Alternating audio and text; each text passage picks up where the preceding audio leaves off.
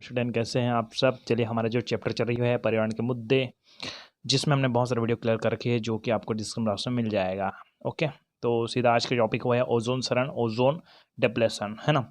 और ये वीडियो है वो आपको आपके कॉम्पिटेटिव एग्जाम के लिए भी यूज़फुल है, साथ ही साथ ये बीएससी के लिए भी और नीट के लिए भी यूज़फुल है। ठीक है, अमली वर्ड से कोई ना कोई क्वेश्चन तो आता ही आता है ना। चलिए तो सीधा हम लोग चलते हैं ओजोन क्षरण क्या है। तो ओजोन क्षरण को, क्षरण मतलब टूटना, सीधी सी बात है ना। तो ओजोन क्षरण को समझने से पहले हमको समझना पड़ेगा ओजोन परत क्या है ना। चलिए देखिए, तो पृथ्वी की सतह से ऊपर लगभग स्ट्रेटोस्फीयर के 16 से 40 किलोमीटर की ऊंचाई। स्ट्रेटोस्फीयर मतलब समतापमंडल, समतापमंडल ऊपर का भाग है, उसको समतापमंडल बोलते हैं। और बहुत सारे अलग अलग खंडों में बांटा गया है जो कि आप 6वीं में पढ़े होंगे। तो उस समतापमंडल का नाम लगभग 16 से 40 किलोमीटर तक की ऊंचाई है ना। तो पृथ्वी की सतह से ऊपर, ये मान जाए पृथ्वी हो गई, इस पृथ्वी की सतह से ऊपर जाएंगे तो कितना जाएंगे आगे ऊपर, कि पृथ्वी की सतह से ऊपर लगभग समतापमंडल के या स्ट्रेटोस्फीयर के 16 से 40 किलोमीटर की ऊंचाई पर, समतापमंडल के ना, जो समतापमंडल है उसके 16 से 40 किलोमीटर की ऊंचाई पर लगभग 10 ppm, 10 ppm, ये ppm इसका मात्रक है, इसको आपको इसका पूरा नाम कमेंट बॉक्स में बताइए जरूर। तो पृथ्वी की सतह से ऊपर लगभग स्ट्रेटोस्फीयर के 16 से 40 किलोमीटर तक की ऊंचाई पर लगभग 10 ppm सांद्रता वाली ओजोन गैस की परत उपस्थित होती है। ओजोन किससे बनता है भाई? ऑक्सीजन है, O2 होता है ऑक्सीजन, ठीक है। जब ये O3 होता है, O3 की संरचना हम लोग आप लोग पढ़े होंगे 11वीं क्लास में, है ना। तो O3 यही ओजोन कहलाती है ना। तो पृथ्वी की सतह से लगभग स्ट्रेटोस्फीयर के 16 से 40 किलोमीटर की ऊंचाई पर लगभग 10 ppm सांद्रता वाली ओजोन गैस की परत उपस्थित है। मतलब यहाँ पर हम लोग जाएंगे ना, कहाँ तक जाएंगे, 16, यहाँ से हम लोग समतापमंडल से 16 से 40 किलोमीटर, समतापमंडल के ही ना, समतापमंडल से और आगे नहीं, समतापमंडल के, समतापमंडल से नहीं बोला गया है, समतापमंडल के, है ना। 14 से 40 किलोमीटर की ऊंचाई पर, 14 से 40 किलोमीटर तक की ऊंचाई पर, मतलब ऐसा नहीं बोला जा रहा है कि समतापमंडल को छोड़ो, उस समतापमंडल से ऊपर जाओ और वहां पर करो, ऐसे नहीं बोला। उस समतापमंडल के अंतर्गत ही, तो स्ट्रेटोस्फीयर के 16 से 40 किलोमीटर की ऊंचाई पर लगभग 10 ppm सांद्रता वाली ओजोन गैस की परत, यहाँ पर एक परत उपस्थित होती है, ठीक है ना, जिसे ओजोन परत या ओजोन छाता या ओजोन स्फीयर कहते हैं। या जो, यहाँ पर जो करेंगे तो ज़्यादा अच्छा रहेगा, जो ओजोन परत या ओजोन छाता कहलाती है। अगर जिसे कहते हैं तो जिसे ओजोन परत या ओजोन छाता कहते हैं लिखेंगे यहाँ पर, ठीक। तो जो, यहाँ पर जो ज़्यादा रहेगा, जो ओजोन परत या ओजोन छाता कहलाती है, ठीक है। ओजोन परत तो कंप्लीट हो गया। अब इसी ओजोन परत का टूटना, ऐसे छेद होना उसी में, ठीक है, उसी को हम लोग बोलेंगे ओजोन का क्षरण, टूटना, है ना। तो देखिए, ओजोन परत पृथ्वी का रक्षा कवच होता है, ये तो आप जानते हो, है ना। ओजोन परत है पृथ्वी का रक्षा कवच होता है। यह सूर्य के हानिकारक किरणें, यूवी राइस, अल्ट्रावायलेट किरणें ना, कॉस्मिक किरणें, कॉस्मिक राइस, COSMIC, कॉस्मिक, इसको कॉस्मिक बोलते हैं, ठीक है। कहा जाए आपको, सबसे ज़्यादा याद रखना इसको, यूवी को, यूवी रैस, ये कॉस्मिक है और ये सब क्या है, एक हानिकारक किरणें हैं। तो ओजोन परत पृथ्वी पर रक्षा कवच होती है। यह सूर्य के हानिकारक किरणों यूवी रैस, कॉस्मिक रैस को सोख कर पृथ्वी पर जीवमंडल की रक्षा करता है ना। मतलब ऊपर से जैसे सूर्य से कोई प्रकाश आ रही है तो डायरेक्टली पृथ्वी पर पड़ेगा ना, तो डायरेक्टली पृथ्वी पर पड़ने के फलस्वरूप मनुष्य में त्वचा के कैंसर हो सकती है ना। तो उसको रोकने का कार्य कौन करता है? यही O3 अर्थात ओजोन, ये परत है वो रोकता है ना। जो हानिकारक है उसको रोक कर रखता है और बाकी सबको पृथ्वी पर प्रवेश करवाता है ना। तो ओजोन परत पृथ्वी का रक्षा कवच होता है। यह सूर्य के हानिकारक किरणें यूवी रैस, कॉस्मिक रैस को छोड़कर, सोख कर पृथ्वी पर जीवमंडल की रक्षा करता है। ओजोन परत में ओजोन गैस की सांद्रता, ये जो ओजोन परत है ना, इस ओजोन परत में ओजोन गैस की सांद्रता में कमी ओजोन क्षरण कहलाती है, ठीक है। यह कह सकते हैं कि यदि 100 DU, ये आपका यूनिट है, ठीक है ना, क्या नापने का? ओजोन की मात्रा, सांद्रता मापने का, ठीक है ना। यदि 100 डाप्टर यूनिट बोलते हैं इसको ना, यदि 100 DU से कम सांद्रता ओजोन की हो, अगर ओजोन गैस की सांद्रता 100 DU से कम हो ना, तो उसे ओजोन क्षरण कहते हैं। उससे ज़्यादा हो तो कोई दिक्कत नहीं, उससे सांद्रता है वो कम हो रही है तो कहेंगे कि ओजोन गैस की मात्रा कम हो रही है और ओजोन क्या हो रहा है, क्षरण हो रहा है। ठीक है, तो ये है आपका ओजोन क्षरण। और ओजोन क्षरण के हम लोग प्रभाव में चलते हैं, उसके अलग अलग बहुत सारे टॉपिक्स आएंगे। चलिए, तो सबसे पहले चलते हैं हम लोग ओजोन क्षरण के कारण, कौन से कारण है उसके उपाय में चढ़ेंगे, है ना। तो ओजोन क्षरण के लिए CFC गैसें सर्वाधिक उत्तरदायी है, क्लोरोफ्लोरोकार्बन। ये आपका क्वेश्चन, छोटा क्वेश्चन बन सकता है कि ओजोन क्षरण के लिए कौन सी गैस उत्तरदायी होती है। तो ओजोन क्षरण के लिए CFC गैस सर्वाधिक उत्तरदायी है। इसके अतिरिक्त नाइट्रस ऑक्साइड, हाइड्रोफ्लोरोकार्बन, हैलोजन्स आदि ओजोन क्षरण में संलग्न गैसें हैं। ठीक है, हैलोन्स बोलते हैं इसको, हैलोजन्स नहीं बोलेंगे इसको, हैलोन्स ना मिले सा, हैलोन्स आदि ओजोन क्षरण में संलग्न गैसें हैं। ठीक है, ओजोन क्षरण के लिए CFC गैसें सर्वाधिक उत्तरदायी है। इसके अतिरिक्त नाइट्रस ऑक्साइड, हाइड्रोफ्लोरोकार्बन, हैलोन्स आदि ओजोन क्षरण में संलग्न गैसें हैं।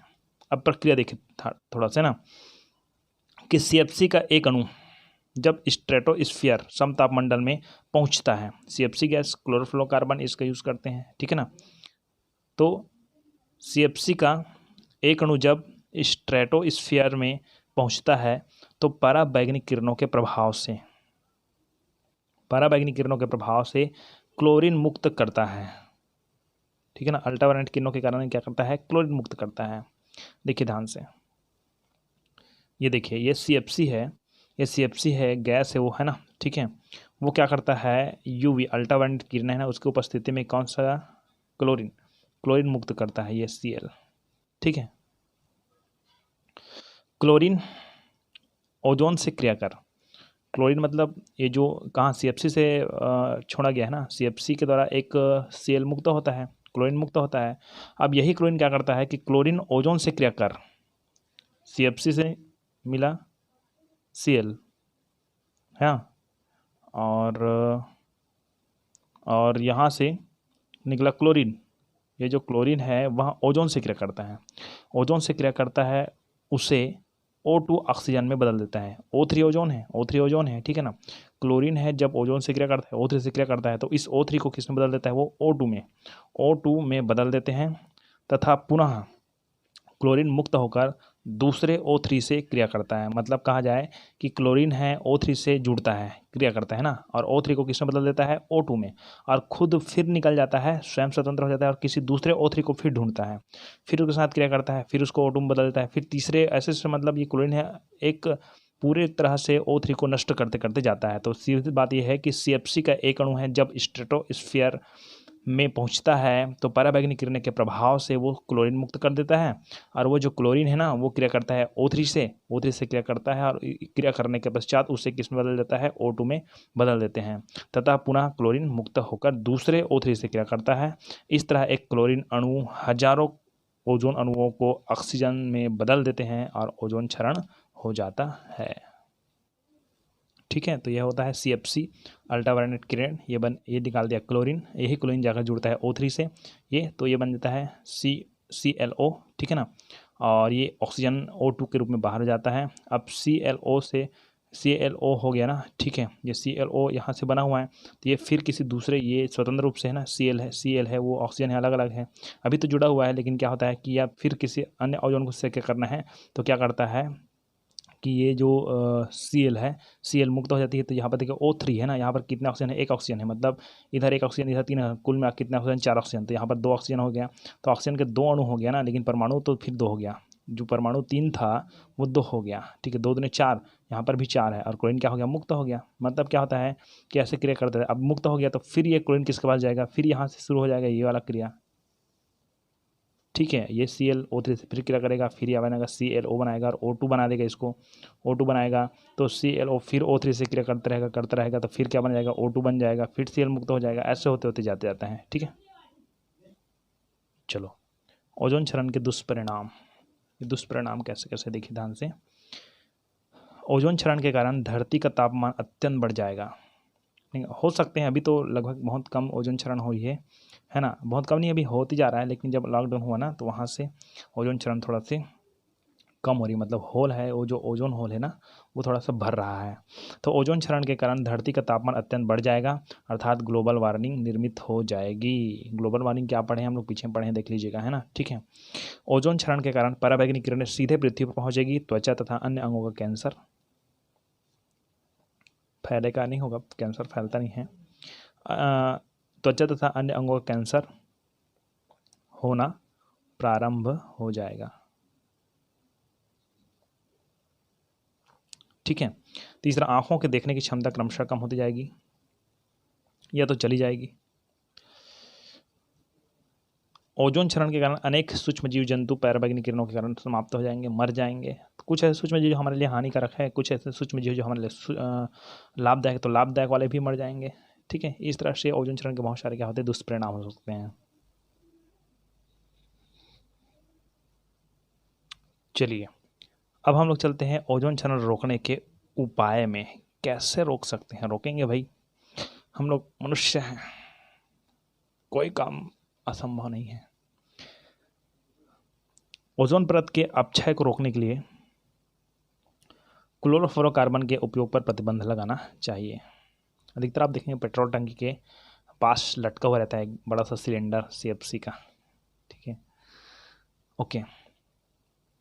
दूसरा, CFC के स्थान पर अन्य प्रतिशीतक गैसों का उपयोग पर ध्यान देना चाहिए। CFC का उपयोग ना करके दूसरा प्रतिशीतक गैसों के उपयोग का पर ध्यान देना चाहिए। जैसे कि पेट्रोल वगैरह में आग लगती है ना, पेट्रोल से लगा हुआ आग को हम लोग पानी से अगर बुझाना चाहेंगे तो वो और ज़्यादा हो जाएगा, याद रखिएगा, है ना, क्योंकि पेट्रोल का जला हुआ आग है ना वो बहुत ही ज़्यादा, उसको बुझाने के लिए दो तरीका हो सकता है, एक तो आप रेत का यूज़ कर सकते हैं, दूसरा तो आप CFC का, ठीक है। तीसरा, परोक्ष रूप से ओजोन क्षरण के कुप्रभाव के नियंत्रण में वनीकरण की महत्वपूर्ण भूमिका रखता है। वनीकरण भी महत्वपूर्ण भूमिका रखता है, मतलब कहा जाए वनीकरण मतलब वन का निर्माण करना, ठीक है। इस तरह से ये ओजोन क्षरण के रोकने के उपाय हैं। चलिए तो अगला जो टॉपिक है वो है अम्लीय वर्षा, एसिड रेन।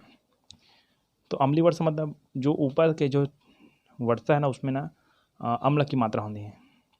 ये अम्लीय वर्षा हमारे लिए फ़ायदा है, क्यों? अगर घर में सब्जी नहीं बन रहा है, सीधा अम्ल वर्षा को ले लीजिए, मही दही की ज़रूरत बिल्कुल नहीं पड़ेगी, है नहीं। और कुछ बनाना है खट्टा, गुपचुप वाले को बिल्कुल ज़रूरत नहीं पड़ेगी फिर, है ना। गुपचुप वाले डायरेक्टली अम्लीय वर्षा से अपना पानी बना सकते हैं। चलिए अम्लीय वर्षा क्या है देखिए, एसिड रैन, इसमें आपको NO2 SO2 CO2, ठीक है ना, ये गैस के बारे में थोड़ा सा जानना पड़ेगा आपको। ये अपने पास कुछ ये सल्फ़र के ऑक्साइड है, सल्फ़र डाइऑक्साइड है, नाइट्रोजन के ऑक्साइड है, ये कार्बन के ऑक्साइड है, ये सब ऑक्साइड है, ठीक है। तो इसका मैं बहुत सारे परिभाषा दूंगा, जिसमें से आप जिसको अच्छा लगेगा वो आप क्लियर कर लीजिएगा।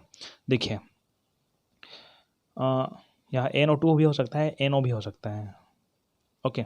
अम्लीय वर्षा तो NO2 SO2 व CO2 आदि गैसों का, NO2 SO2 व CO2 आदि गैसों का जल के साथ मिलकर, ये जो NO2 है, CO2 तो ज़्यादा हम लोग नहीं कर सकते, लेकिन सबसे ज़्यादा मेन में कौन रहता है, NO2 और SO2 रहता है, याद रखिएगा, है ना, कि अम्लीय वर्षा के लिए उत्तरदायी गैसें कौन है, SO2 और NO2, है ना। तो NO2 SO2 व CO2 गैसें आदि गैसों का जल के साथ मिलकर संबंधित अम्ल बनाना। तो ये क्या होता है कि ये जल के साथ मिलेगा, अब जल में क्या होता है, H2O होता है, चलो क्या होता है, H2O, है ना, और कौन मिलेगा, SO2 या SO3 जब मिलेगा, SO2 मिलेगा, SO3 के रूप में मिलता है वो, तो क्या बनाएगा वो, H2SO4 बनाएगा, नहीं बनाएगा, है कि नहीं। SO3 है यहाँ पर, एक ऑक्सीजन यहाँ से मिलेगा तो SO4 बनाएगा, तो H2SO4 बनाएगा नहीं, तो ये क्या है, सल्फ्यूरिक अम्ल है क्या, तनु सल्फ्यूरिक अम्ल, तनु नहीं बोल सकते हैं, सल्फ्यूरिक अम्ल बोल सकते हैं, ठीक है ना। तो संबंधित अम्ल, अम्ल का नाम नहीं देगा, है ना, जैसे कि SO2 है वो क्या बनाएगा, सल्फ्यूरिक अम्ल बनाएगा। उसी तरह NO2 क्या बनाएगा, ये यहाँ पर मान जाए N2O5 के रूप में है ये, ठीक है, ये H2O से क्रिया करता है, N2O5 ना H2 के रूप में क्रिया करता है। आगे मैं पूरा समीकरण बताऊंगा, ठीक है। तो क्या बनाएगा, HNO3 नाइट्रिक अम्ल बनाएगा ना ये, तो ये संबंधित अम्ल बनाएगा। NO2 से संबंधित अम्ल कौन सा है, नाइट्रिक अम्ल है, और SO2 से संबंधित अम्ल कौन है, सल्फ्यूरिक अम्ल है, ओके। तो NO2 SO2 व CO2 आदि गैसों का जल के साथ मिलकर संबंधित अम्ल बनाना तथा इन्हीं अम्लों का वर्षा के जल के साथ पृथ्वी पर गिरना अम्लीय वर्षा कहलाता है। ये बहुत ही इम्पोर्टेंट क्वेश्चन है और ये तीनों परिभाषा में सबसे ज़्यादा बेटर परिभाषा यही है, ठीक है ना। उसके बाद ये परिभाषा देने के बाद एक वैज्ञानिक है उसका परिभाषा यहाँ पर देना, मैं लास्ट में बताऊंगा कि अब क्या करना है। ये परिभाषा तीनों में से एक परिभाषा याद कर लेना है और उस परिभाषा के जस्ट नीचे एक वैज्ञानिक का परिभाषा देना है, ठीक है। तो तीनों में से किसी एक को करना, उसका लास्ट में एक वैज्ञानिक का परिभाषा मैं दे रहा हूँ, जिसको आप लोग इसके जस्ट बाद लिख सकते हो एक बार, या तो इसके जस्ट बाद या तो इसके जस्ट बाद, ठीक है ना। तीनों में से एक परिभाषा लिखना है। तो NO2 SO2 व CO2 आदि गैसों का जल के साथ मिलकर संबंधित अम्ल बनाना तथा इस अम्लों का वर्षा के जल के साथ पृथ्वी पर गिरना अम्लीय वर्षा कहलाता है, ठीक है। यह कह सकते हैं दूसरा, देखिए दूसरा तरीका कि वर्षा के जल के साथ पर्यावरण प्रदूषण के कारण बने अम्लों का पृथ्वी की सतह पर गिरना अम्लीय वर्षा कहलाता है, ठीक। या सबसे सस्ता सुलभ, सामान्य वर्षा के जल का pH मान लगभग 5.6 होता है। वैसे तो आपको पता होगा ही कि 7 pH मान अगर 7 से कम हो तो वो अम्लीय है, 7 से ज़्यादा है तो क्या है, क्षारीय है। तो सामान्य वर्षा के जल का pH मान लगभग 5.6 या कभी 6 भी होता है, ठीक है ना, अर्थात अम्लीय होता है। यदि वर्षा की जल की अम्लीयता बढ़ जाए अर्थात 4 अर्थात pH मान 4 या इससे कम हो जाए तो इसे अम्ल वर्षा कहते हैं। इस तरह से अम्ल वर्षा की 3 परिभाषा मैंने दे रखी है। क्या है, आप लोग एक परिभाषा में सर्टिफाइड नहीं होंगे करके, ठीक है। तो ये वाला ज़्यादा बेटर रहेगा और इसके जस्ट नीचे एक परिभाषा, या किसी को भी लिखोगे उसके जस्ट नीचे एक और परिभाषा लिखना है, ध्यान से सुनिए। चलो, तो कोरमंडी के अनुसार ये वैज्ञानिक है, उसने क्या दिया, अगर इसी बस को लिखो तो भी आपको नंबर मिल सकता है ना। तो कोरमंडी के अनुसार वर्षा का कोई भी रूप, चाहे वह हिमपात हो चाहे खुद वर्षा ही हो, तो वर्षा का कोई भी रूप, हिमपात, वर्षा, तुषारापात, ये तुषारापात क्या है भाई, ये तुषार कपूर नहीं है भैया, तुषारापात है। जैसे कि कुछ शीत ऋतु होते हैं ना, उसमें तुषार निकलती है, शीतों की मात्रा होती है, ठीक है, तुषारापात बोलते हैं उसको। तो वर्षा का कोई भी रूप, हिमपात, वर्षा, तुषारापात, कोहरा आदि जिसमें अम्ल की मात्रा अधिक हो अम्लीय वर्षा कहलाता है, सीधी बात है ना। और 1952 में सबसे पहले कहाँ देखा गया था बोले के, तो 1952 में ब्रिटेन मैनचेस्टर में देखा गया था अम्लीय वर्षा, ठीक है। तो ये सब है अम्लीय वर्षा। अब अम्लीय वर्षा का हम लोग कारण में चलते हैं, ठीक है जी। यहाँ पर आपको मैं समीकरण बताऊंगा।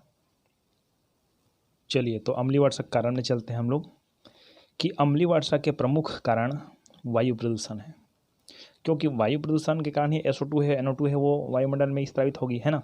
तो अम्लीय वर्षा के प्रमुख कारण वायु प्रदूषण है। प्रदूषण के रूप में वायु में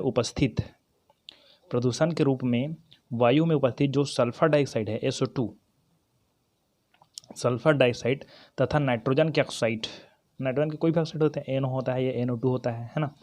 तो प्रदूषण के रूप में वायु में उपस्थित सल्फर डाइऑक्साइड तथा नाइट्रोजन के ऑक्साइड अम्लीय वर्षा का कारण है ना। ये वायुमंडल में उपस्थित ऑक्सीजन तथा जल से क्रिया कर सल्फ्यूरिक अम्ल, नाइट्रिक अम्ल आदि का निर्माण करते हैं। ये है अम्लीय वर्षा के कारण। कैसे निर्माण कर, देखिए, ये SO2 है ना, सल्फर डाइऑक्साइड, ठीक है, ये ऑक्सीजन से क्रिया करता है तो क्या बनाएगा आपका, SO3 बनाता है। तो देखिए यहाँ पर सल्फर 2 है क्या अपने पास, सल्फर इधर भी 2 है, ऑक्सीजन क्या है 2 दूने 4 है इधर, और 4 2 कितना है 6, तो 3 दूने 6, तो SO3 हो गया ये, है ना। अब SO3 है वो H2O से क्रिया करता है। मैंने क्या बताया था आपको कि ये वायुमंडल में उपस्थित ऑक्सीजन और जल से क्रिया करता है, तो यहाँ पर ऑक्सीजन से क्रिया किया, ठीक है, तो यहाँ पर बना SO3। अब SO3 किससे क्रिया करेगा, जल से, तो जल से क्रिया करेगा तो क्या बनेगा, हाइड्रोजन के 2 अणु, यहाँ पर 2 अणु है, 2 परमाणु है, ठीक है ना, अणु नहीं 2 परमाणु, और ऑक्सीजन किसके 3 परमाणु है ना, इधर 1 परमाणु, 3 कितना हो गया 4, तो SO4 हो गया, तो H2SO4 हो गया, सल्फ्यूरिक अम्ल बन गया, ठीक है। तो ये हो गया अम्ल वर्षा। अभी सल्फ्यूरिक अम्ल वर्षा के साथ गिरेगा तो पूरा खट्टा खट्टा हो जाएगा, पूरा वर्षा है, तो वही अम्लीय वर्षा है, ठीक। आगे देखते हैं NO मतलब यहाँ पर नाइट्रोजन का ऑक्साइड है, तो ये क्या होता है, ऑक्सीजन से क्रिया करता है। यहाँ पर ये O2 नहीं किया हूँ, यहाँ पर 2O लिखा हुआ है, मतलब ये अणु है, अणु ऑक्सीजन के अणु है, ऑक्सीकारक की तरह कार्य करेगा, है ना। तो ऑक्सीतरक की कार्य करेगा तो क्या बनेगा, NO से क्या बनेगा, NO2 बनेगा। नाइट्रोजन की संख्या 2 है, ऑक्सीजन की संख्या 2 इधर है, 2 दूनी 4 है क्या, तो यहाँ पर 2 रखेंगे, 2 दूनी कितना हो जाएगा, 4 हो जाएगा, तो NO2 हो गया। तो NO2 की क्रिया कराते हैं हम लोग आधा मोल ऑक्सीजन के साथ, 1/2 लिखा हुआ है ना यहाँ पर। यहाँ पर क्या कर सकते हो आप, इसको यदि NO2 है, उस NO2 की मात्रा को अगर ऐसे कोष्टक करके O बस लिख दोगे, O तो भी चलेगा, लेकिन अगर कोष्टक नहीं लिखना है तो 1/2 O2 लिखना पड़ेगा। ठीक है, तो ये बनाता है आपका N2O5, ये बना लिया, N2O5 बना लिया। अब यहाँ पर क्या होता है, पेंटाऑक्साइड हो गया ना ये, ठीक है। उसके बाद N2O4 है, ये किससे क्रिया करता है, ये करता है H2O से क्रिया करता है, और क्या बनता है, HNO3 नाइट्रिक अम्ल बनता है। इस प्रकार से क्या होता है, अम्ल वर्षा। ठीक है ना। आगे हम लोग चलते हैं अम्ल वर्षा के प्रभाव, क्या क्या प्रभाव है उनके, है ना। अम्ल वर्षा के क्या प्रभाव हो सकते हैं, तो अम्ल वर्षा के प्रभाव में चलते हैं।